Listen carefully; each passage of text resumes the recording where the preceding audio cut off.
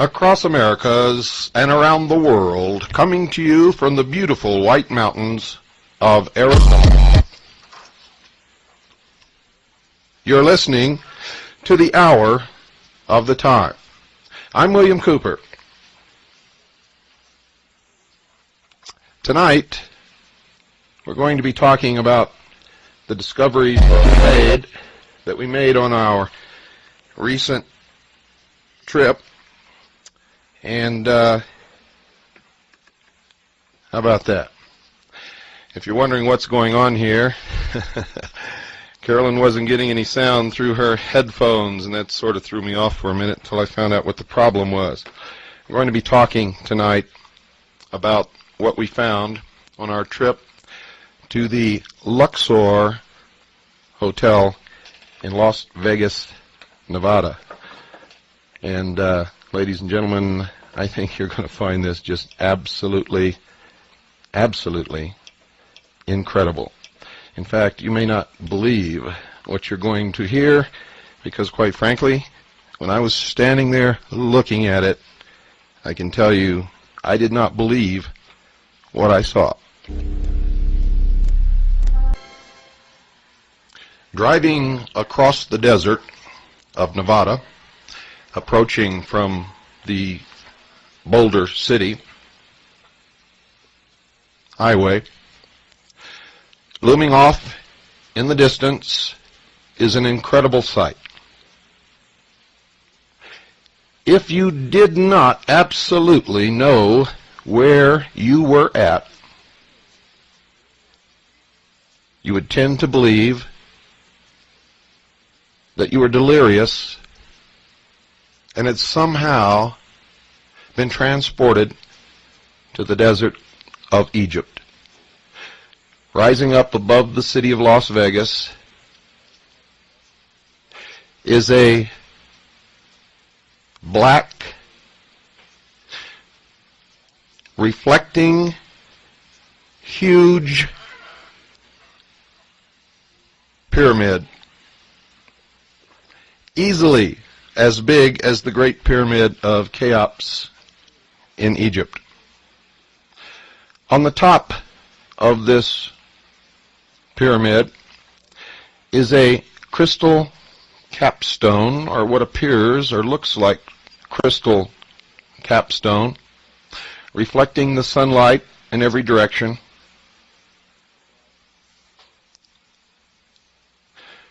If you've ever looked at a polished piece of black obsidian volcanic glass, that might give you some idea of what the surface of this pyramid looks like.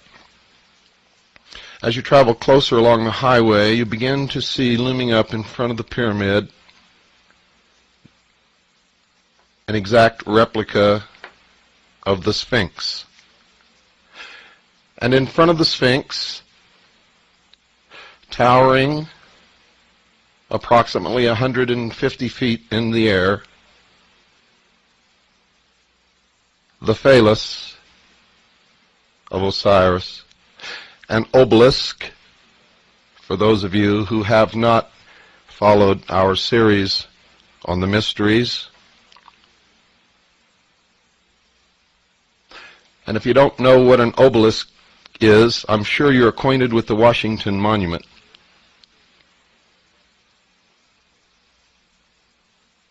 The sight is absolutely awe-inspiring. The sheer size of this structure is overwhelming.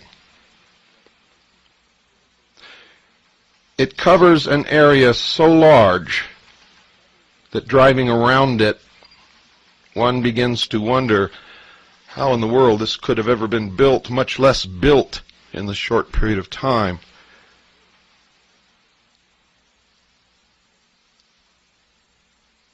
That it was, in fact, assembled. During the time that the Luxor Hotel was under construction, a huge fence surrounded the area. They had armed guards on patrol. No one was allowed to watch the construction or see what was going on, except that part which loomed above the fence. No visitors were allowed to watch the construction, and no press was given access.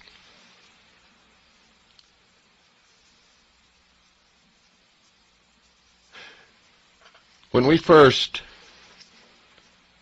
drove to the Luxor, went around this huge, tremendous complex upon which this hotel sits,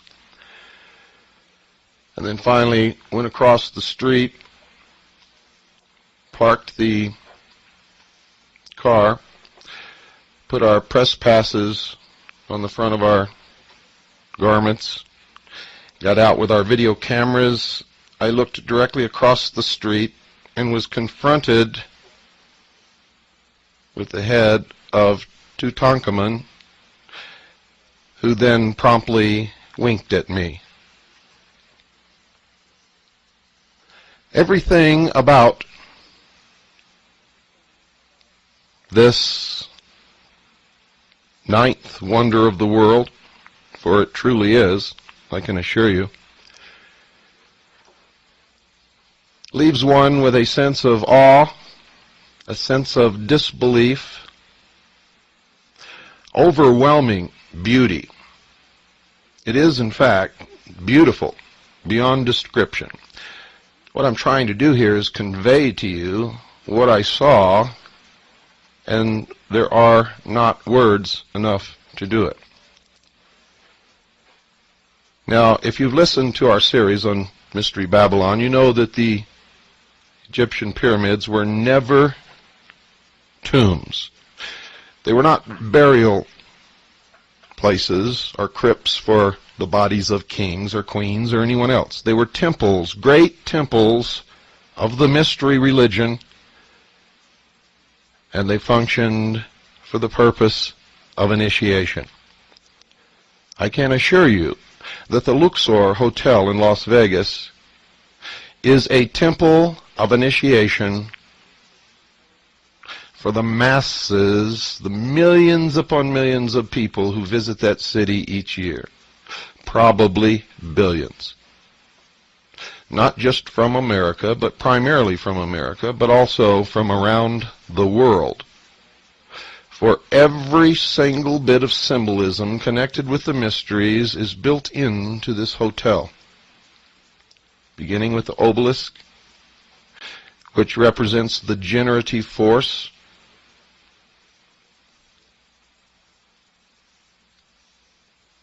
the Sphinx, which is to remind mankind that he is, after all, only an animal, you can think, and therefore is always engaged in this constant battle between the animal and the intellect. And then the great temple of initiation, the pyramid, this one with capstone intact, crystalline in nature, representing, as the sun reflects and glints off of every faceted side of it, representing the all-seeing eye.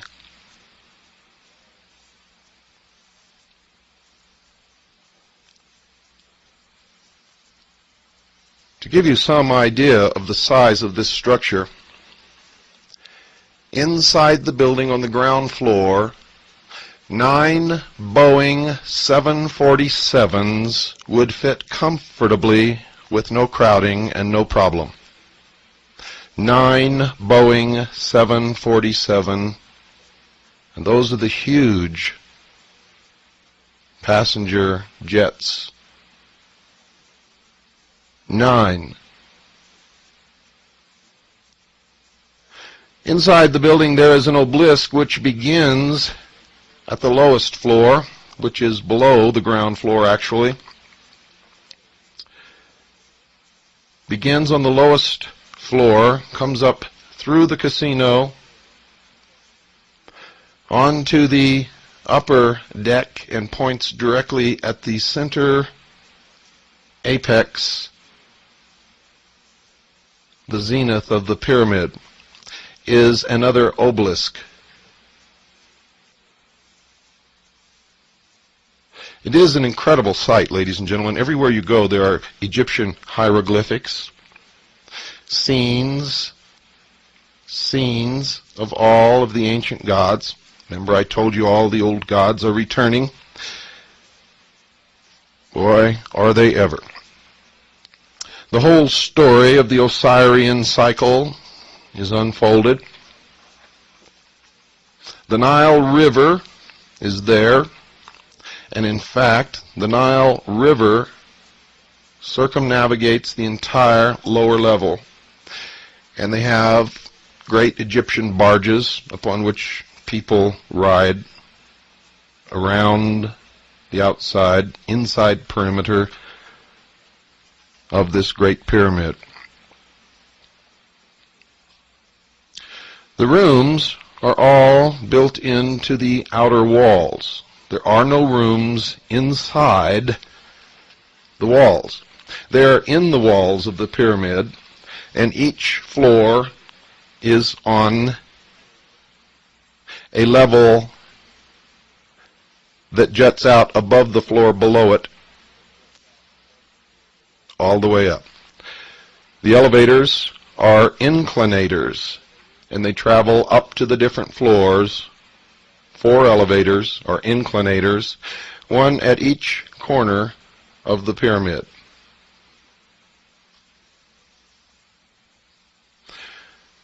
The space inside this building is awesome.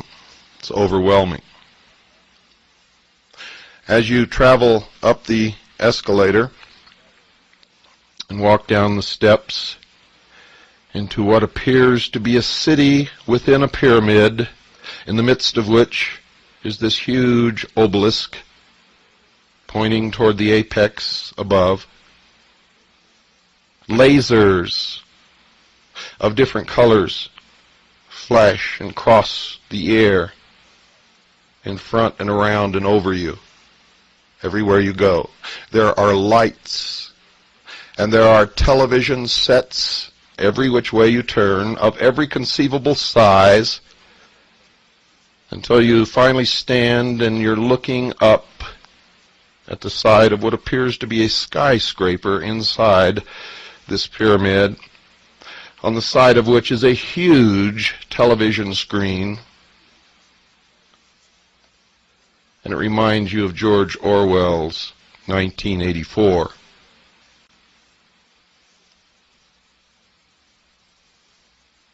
That immediately comes to mind. For everywhere you look, there are eyes and television sets, just as what was described in 1984, or in Huxley's Brave New World.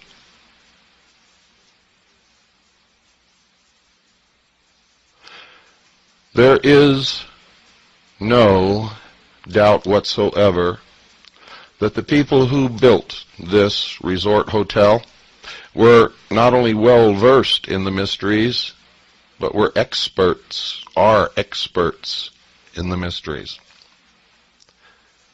They understood everything. There is a 3-chapter episode consisting of 3 different rides or experiences, whatever you want to call it, called The Search for the Obelisk. And everywhere there are screens giving you little previews of these 3 different episodes or chapters. And you need 3 different places to go to experience this over a period of time.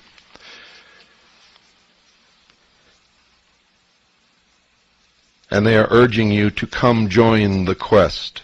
If you read my book and if you've paid attention during the Mystery Series broadcasts of the Hour of the Time, you know that at the heart and soul of all of what's happening in the world is the order of the quest. Benjamin Franklin talked about the order of the quest. He, in all actuality, was a member of the order of the quest. He was also a Freemason. He was also the Grand Master of the Lodge of 9 Muses. Thomas Jefferson was a member of this order of the quest, as was George Washington, and just about every one of our forefathers. Come join the quest. It's all about the discovery 12,000 feet below the desert of an ancient ruin, of an ancient civilization, where they find levitating craft. Does that sound familiar? Any connection here with UFOs? Any connection with Hitler's belief that the Aryan race represented the survivors of a lost civilization, far advanced beyond what we are now? And that in this ruin, also this rings of the tails of the inner earth, in this ruin they supposedly found a crystal obelisk, which was stolen, by the way, by a Dr. Osiris, who now holds the key to the future of the earth and mankind.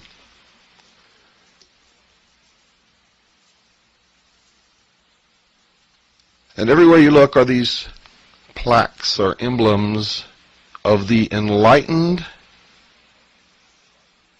society for global transformation. The enlightened society for global transformation. You can stop and get a burger and a Coke or a beer or whatever you want, in fact, at the Millennium Cafe.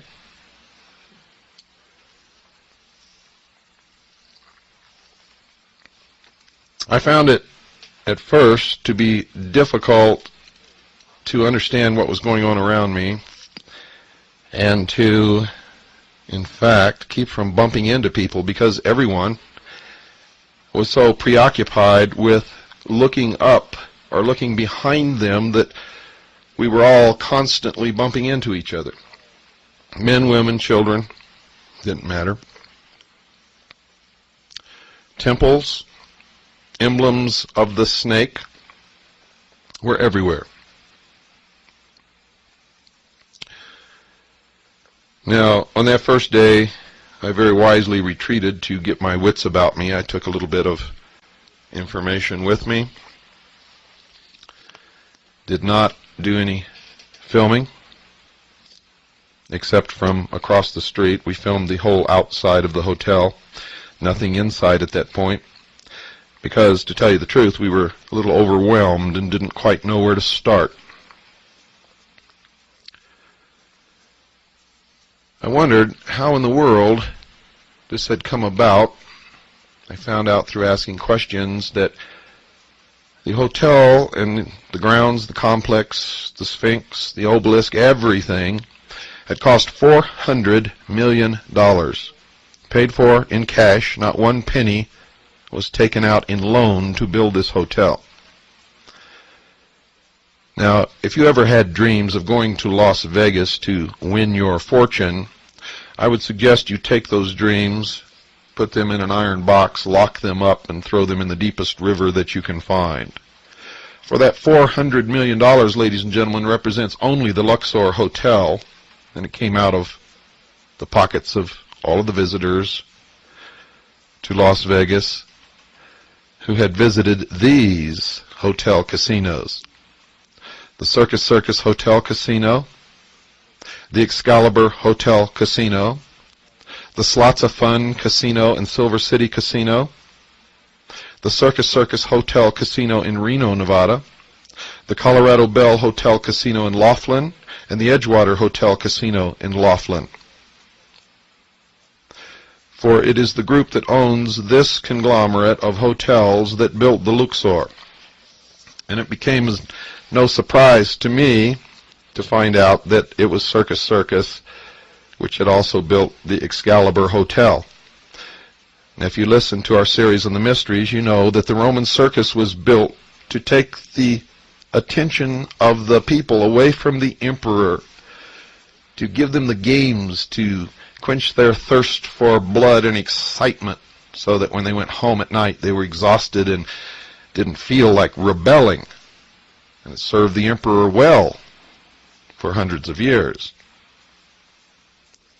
So they built the Circus Hotel in Las Vegas, and then they built the Slots of Fun Casino, the Circus Hotel Casino in Reno, the Colorado Bell Hotel Casino in Laughlin, the Edgewater Hotel Casino in Laughlin, and then they went back to their theme and built the Excalibur Hotel in Las Vegas, which has to do all about the legend of King Arthur and the search for the Holy Grail.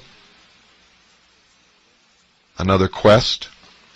The Holy Grail and the mysteries has nothing to do with the cup that Jesus drank out of at the Last Supper.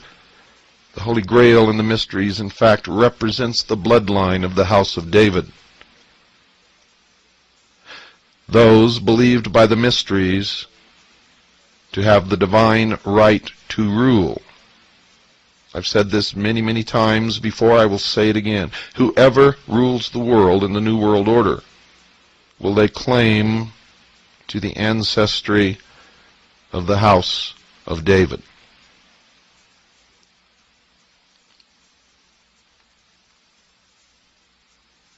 And then the Luxor, the ultimate temple of initiation that has ever been built throughout history. The shows that you go to in this hotel are beyond description, and you'll have to wait until you can get a chance to visit the Luxor, and I advise you all to do it.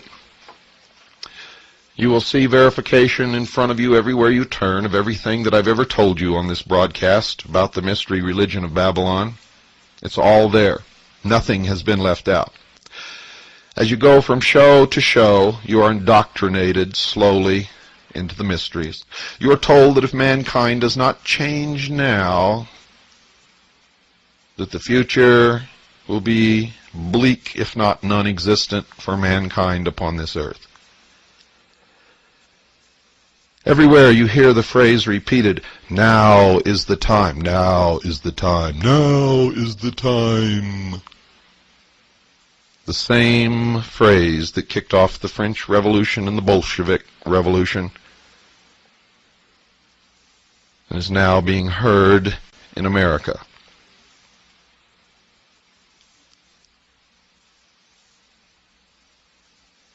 And the great quest, this search for the crystal obelisk in these shows, is really symbolically the search for God. For the obelisk represents the generative force, the force of creation.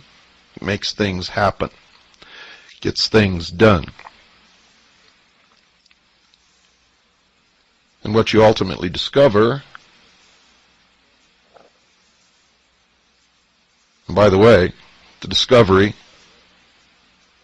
as far as I could see, was only made by a few, is that there is no God. Man is God.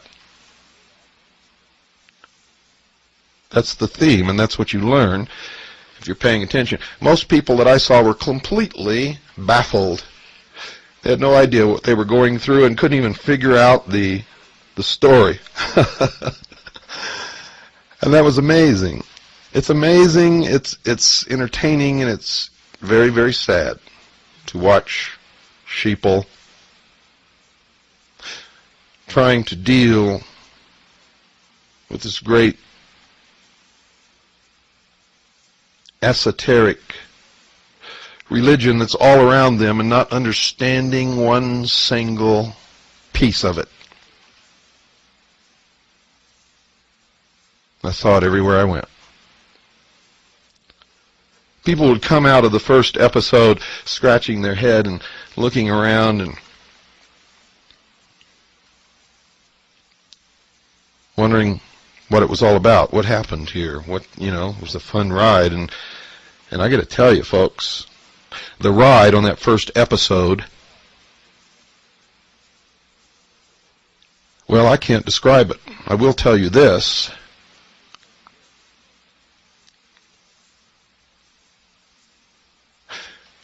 You've never been on a ride like it in your life. I can guarantee you that. It is virtual reality. And by the way, they have a virtual land there where you can pilot an F-14 Tomcat if you want. And I mean, when it goes up, you go up. If you do a flip, if it does a flip, you do a flip. And you're in that cockpit. And you take off, and you land, or you crash, or you go straight up until you stall and fall back down to the earth. This is an incredible place. Now, when I did the episode explaining the meaning of the movie 2001, and that's why I used that music again on this program to remind you all of that. When I explained to you the meaning of 2001, in that movie there was an obelisk, a monolith, a stone, black, remember? Smooth, shiny, everything was reflected in it. And remember when the astronaut went out to investigate it, he couldn't find an opening, and finally he pulled up a piece of it, looked inside, and there was another universe. Well, I got news for you, folks. That stone makes up, on the inside, a huge monolith.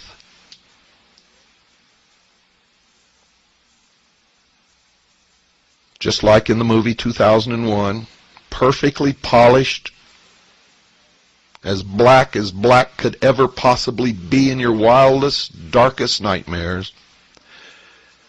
And it reflects everything that goes on.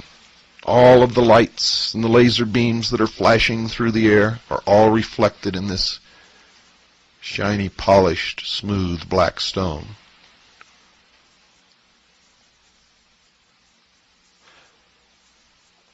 It resembles the stone in the meditation room of the United Nations.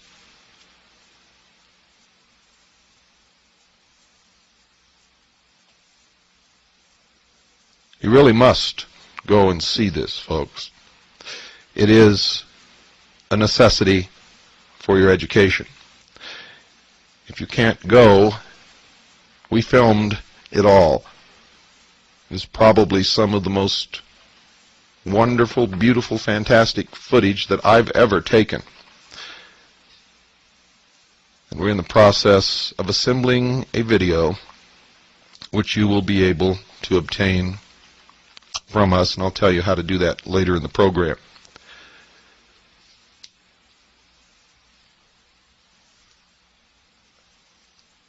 In the meantime, if you'd like to call and make your reservations, the number is 1-800-777-0407. That's 1-800-777-0407.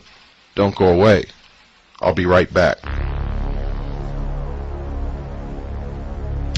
What you're hearing tonight, ladies and gentlemen, is the indoctrination of the masses, the sheeple, into the exoteric meaning, not the esoteric, mind you. Only those of us who have been studying that for many years really understand what we're looking at. But the public is being prepared for the New World religion.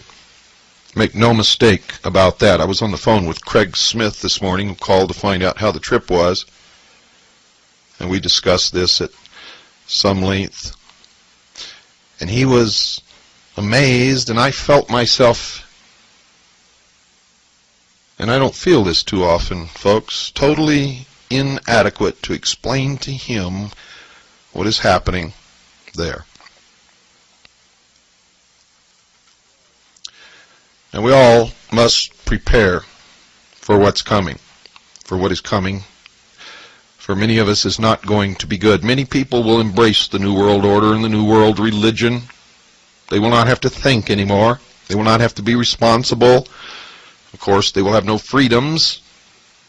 But Daddy will take care of them. Their every need will be furnished as long as they do what they're told, when they're told, how they're told, and worship the God that they're told to worship. Those people will be happy, but many of us will not be happy under those circumstances, and we need to prepare ourselves for the hardships and the trauma that is coming. And as sure as I'm speaking to you tonight, it is coming.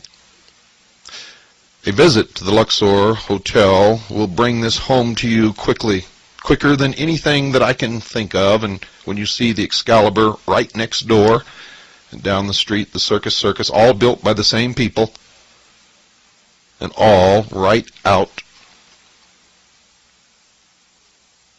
of the control mechanism of the ancient mystery religions of Babylon. You need to prepare, folks. You know, people kept asking us to try to get some way where they could lay up a 1 or 2 year stock of food so that when things got tough, and if you don't believe that they will, Nintendo just moved its Seattle plant to Mexico. Remember I told you this was going to happen. It's going to continue to happen. They laid off 137 people, but that's just one of the first of many who will be doing this. We went out and contracted, negotiated, looked, finally found a food storage company that would give us a tremendous price break so that we could pass it on to you. We let you know about it. Many of you sent in requests for the information. We sent it to you. Not one person has taken advantage of it. So we're going to let it go. And you're going to have to pay retail for this stuff.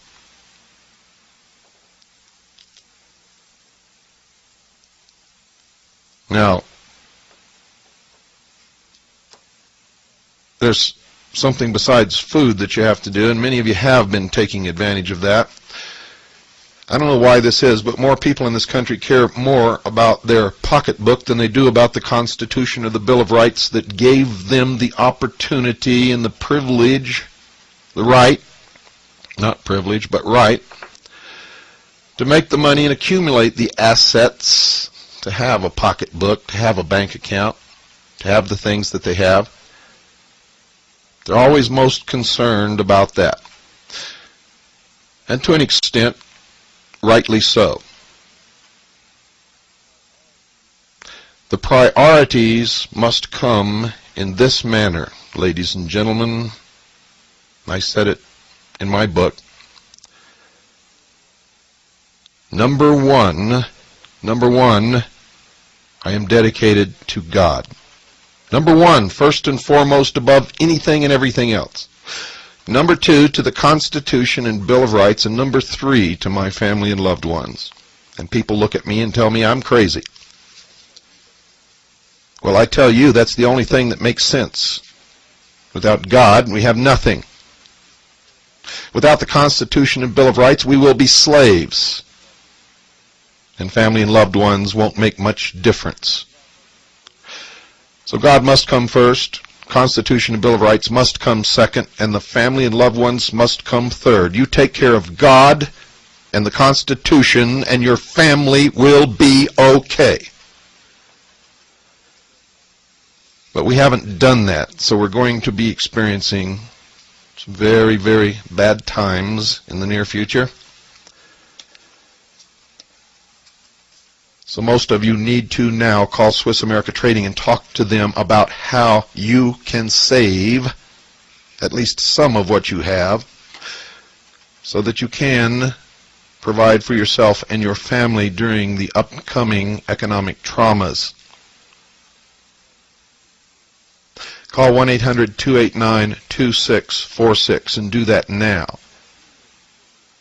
Don't do what you did with the food. We worked really hard to get a contract with a food storage provider, Ready Reserve Foods. We got steeper discounts than they've ever given anyone, and steeper than any other food storage company would give. And we passed that on to you, and nobody took advantage of it.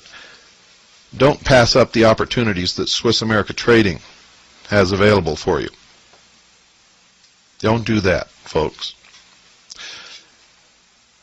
For when everything crashes down around your ears, the paper money you have in your pocket will be meaningless, will be worth nothing.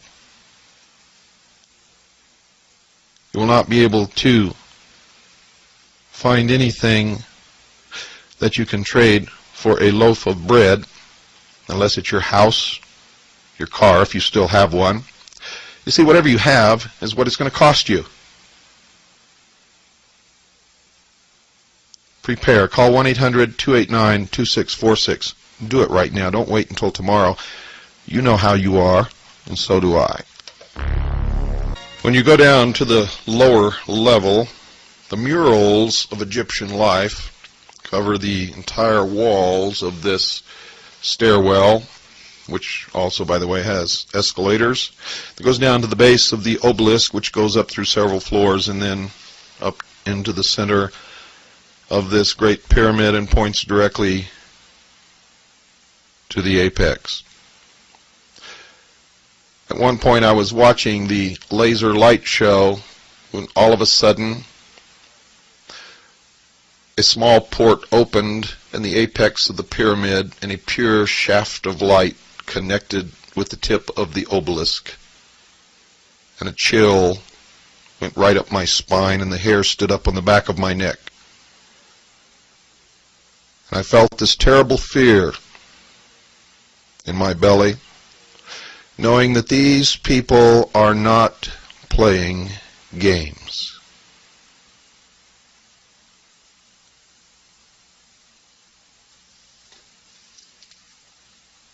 I was even more taken aback when all those standing around who had witnessed this laughed and giggled and pointed and thought this was just another wonderful part of the entertainment, having no conception of what they were witnessing. Luxor, by the way, means the source of light.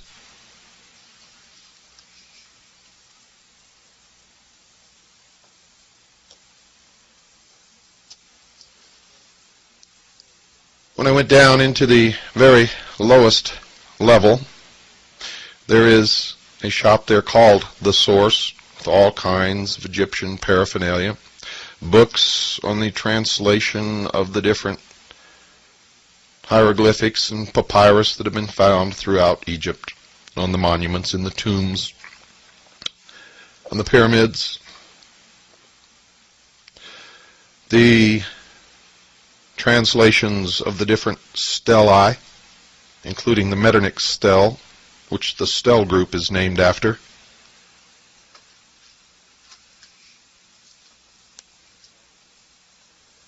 Next to that is a museum. There's a complete reproduction of Tutankhamun's tomb. Then I began to see these photographs of dancing girls and men in chariots, and these were photographs. These were not paintings or prints. These were photographs. And then I saw double doors above which the words theater was displayed. Again, pinned on my press pass, went through those doors And down in the bowels of this huge, gigantic pyramid was a recreation of the Roman circus. And at night they have huge pageants. The one that's advertised is called the Winds of the Gods. The Winds of the Gods. And at one point, the wall of this huge, tremendous circus, in which you could place a football field, opens up, and they create the Nile River running through this auditorium.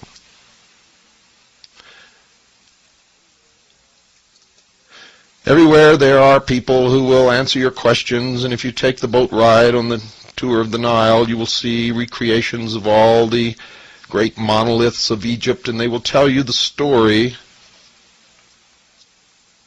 of the Osirian cycle,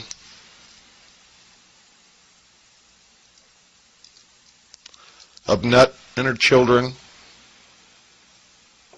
Isis and Nephthys, Osiris and Set. And at one point you will see the guardian of the secrets of the universe displayed upon the wall. If you don't look up high, you won't see it. The only other place you see it is in the first episode of The Search for the Obelisk. This creature has the exact same facial characteristics and the exact same eyes as the supposedly alien creature on the cover of Whitley Strieber's book, Communion.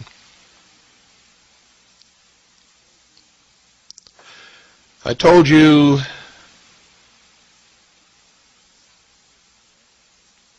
actually years ago when I first began my lecture tours, and all during these radio broadcasts, that all of these things are tied together. They are linked, just as your toe is linked to your head. You may look at your toe and say, that's a toe, it has nothing to do with my head, until you try to cut it off, and then you will find very quickly that it has everything to do with your head. You cannot separate the UFO phenomenon or the stories about aliens visiting the earth from the New World Order or from the mystery religions or from Las Vegas any more than you can separate your toe from your head without understanding at that point that you made a big mistake. In the Luxor, you can see all of this come together. It comes together very well. You might want to go out and get the latest issue of Time magazine, the January 10th, 1994 issue of Time magazine. That's the January 10th, 1994 issue of Time magazine. On the cover, you will see what I'm talking about.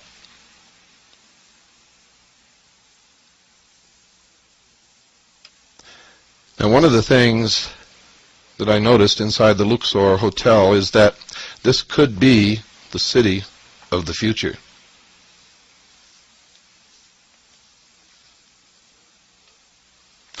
People could live, work, eat, sleep, be entertained, be born and die, all within that pyramid.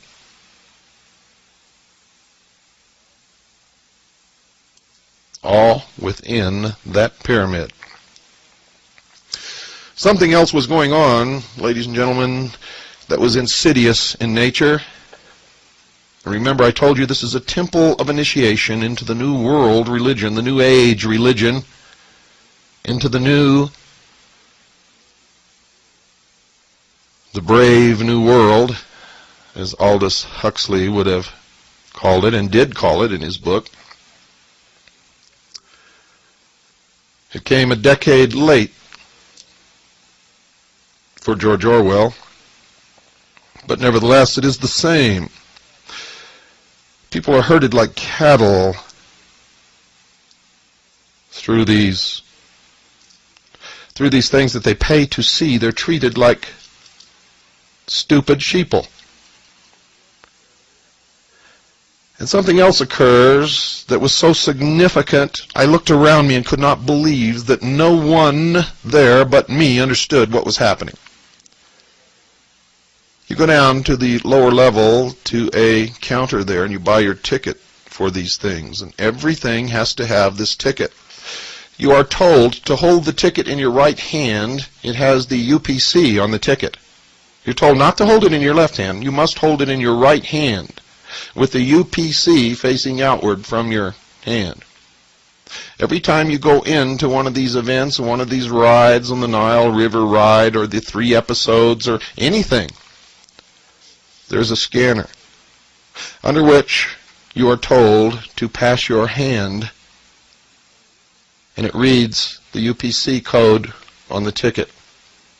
There is an attendant standing there. They will not take your ticket and pass it under the scanner for you. You are to do that. It is a form of indoctrination, getting you used to passing your hand under a scanner to get something in return.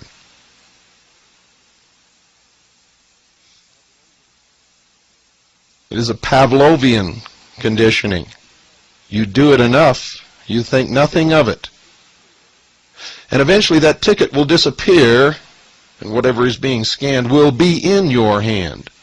You see, even when you have trouble and you're not holding the ticket right, they tell you to pass it again, do it again, do it again, do it again, try it again. Only when it becomes obvious that people behind are getting very upset with you holding up the line will the attendant take the ticket and pass it under the scanner for you. For this is a form of conditioning, and you cannot be conditioned if they do it for you. Everything in the Luxor Hotel is an indication of what is to come. Everything. I went into the casino on this day. Forgot to tell you I was filmed everything, wore my press pass, and went everywhere. Anywhere I wanted to go, I was treated courteously. People opened doors for me. People offered to set up props for me.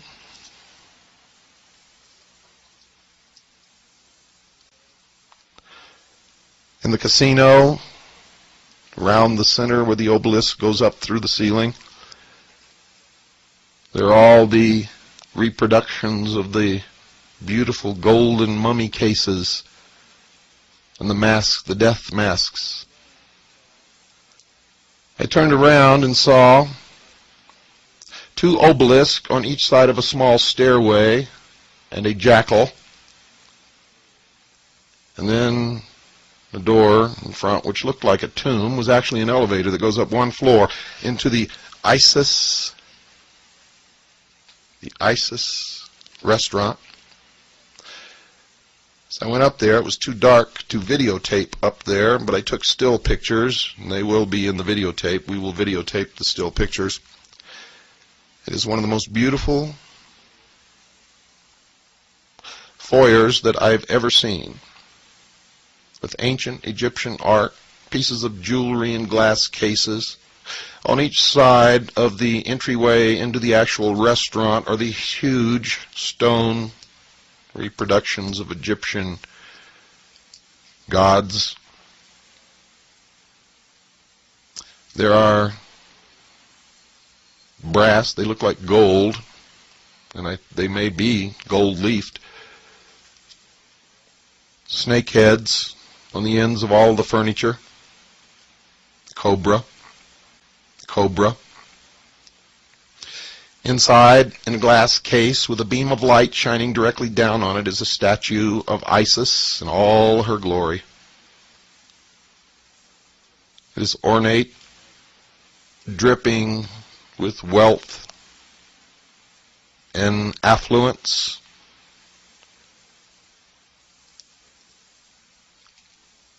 Everything, dear listeners, is designed to take you out of yourself and, surrounded by all of this symbolism, indoctrinate you into the New World Order.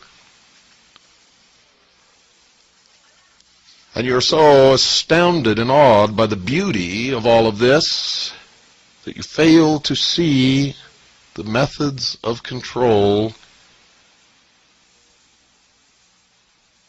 and the terrible religion and the God that you will be asked to bow to. Now, I'm a true constitutionalist. If you really wanted to bow to that God, I would fight for your right to do it,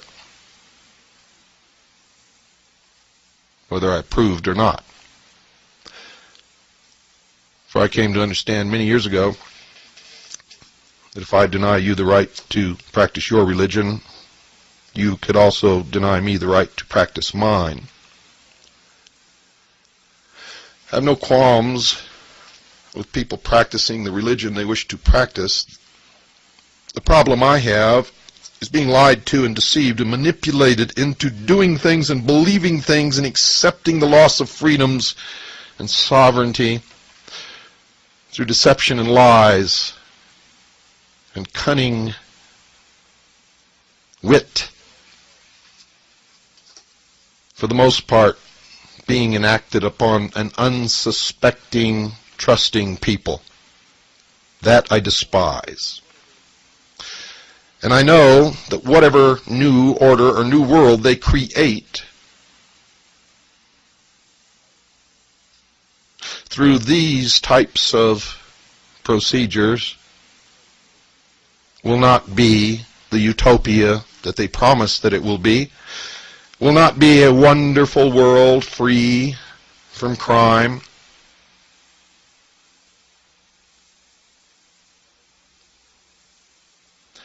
No, ladies and gentlemen, it will just be another mountain of lies built upon the last mountain of lies. And someday, somewhere, someone is going to expose the original lie upon which all of this was built, and the whole structure will come tumbling down. I hope that the hour of the time is functioning in some way toward that end. Only you know the answer to that.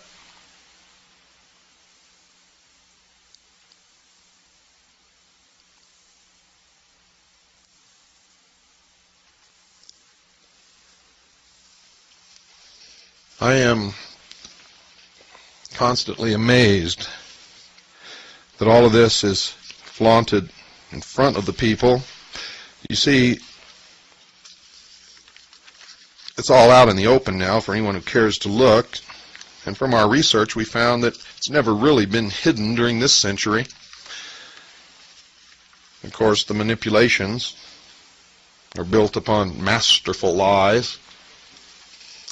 But if you want to do the research and look, you can always find the truth behind the lie because it's not hidden. The way that they've been able to get away with all of these things is very simply, they believe, and in most instances they're right, that most people don't want to think for themselves and will never look. Therefore, they don't even hide anything. That's a shame. It is, in fact, an indictment of all of the American people and the people of the world. It's always been my hope to be able to wake the sheeple so that they become real people whom we can then empower to save the penultimate achievement of all of mankind, and that is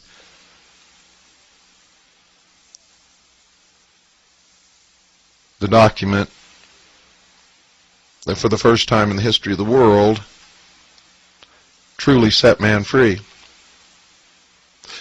Gave him the greatest opportunity and created the greatest civilization, the greatest nation that's ever existed upon the face of this earth, and now everyone is willing to flush it down the toilet, literally, and step back into slavery. Why? At night, the Luxor lives up to its name and is truly the source of light. As darkness falls, and they turn on the mechanism at the apex of the pyramid, the brightest light I have ever seen in my life, or that anyone on this earth has ever seen besides the sun, shines up through the center of the crystalline capstone, and a pure white beam of light, a shaft of light, reaches up into space, and it is one of only two natural man-made structures that can be seen from space. One is the Great Wall of China, and the other is the Luxor light. On a clear night with a dust-free atmosphere, the light can be seen as far away as Los Angeles and Phoenix, Arizona. It is truly awe-inspiring. Photographs of it are awe-inspiring.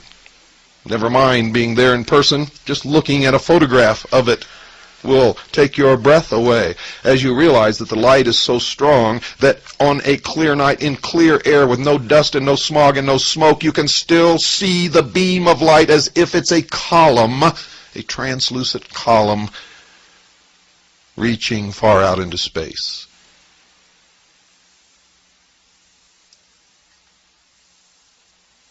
Good night, and God bless you all.